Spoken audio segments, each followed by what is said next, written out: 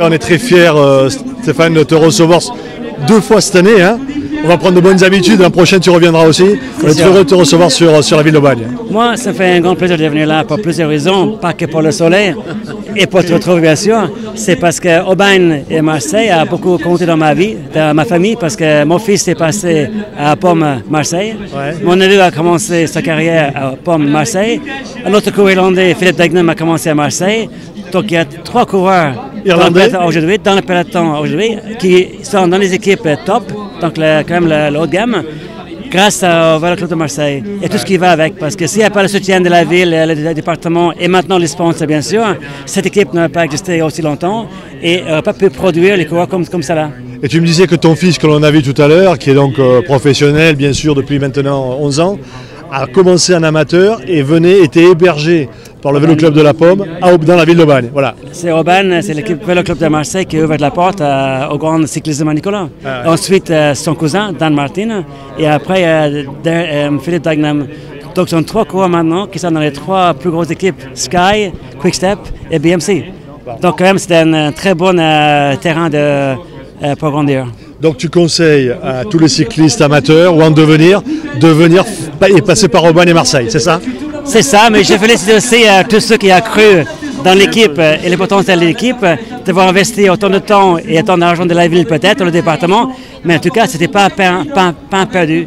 Parce que ces 3 garçons-là, c'est des garçons qui sont très très bien, c'est des hommes d'avant tout, mais très bien éduqués, ils ont un très bel esprit, et ça c'est grâce aussi à leur éducation, pas qu'à l'école, mais aussi au Club de Marseille. Ah, super.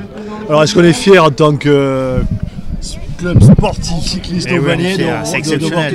Aubagne rayonne au niveau national, voire international, et c'est juste impressionnant, quoi. Ouais. On voit ça à la télévision, mais c'est chez nous là. Là, on le vit réellement et on a la chance d'avoir une journée exceptionnelle, ce qui n'a pas été le cas depuis le début de la compétition.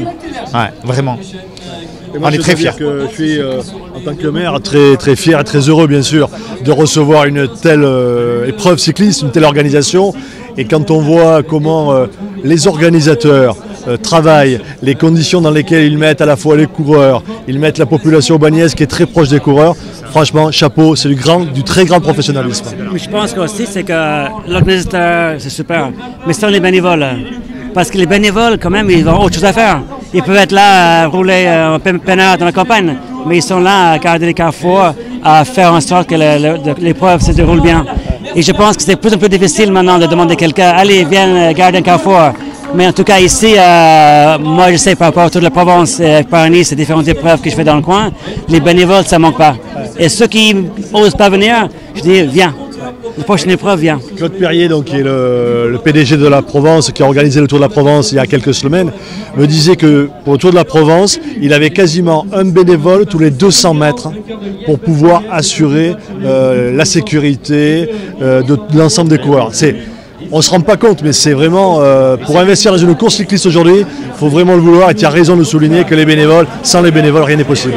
Quelle que soit l'épreuve, tout à fait.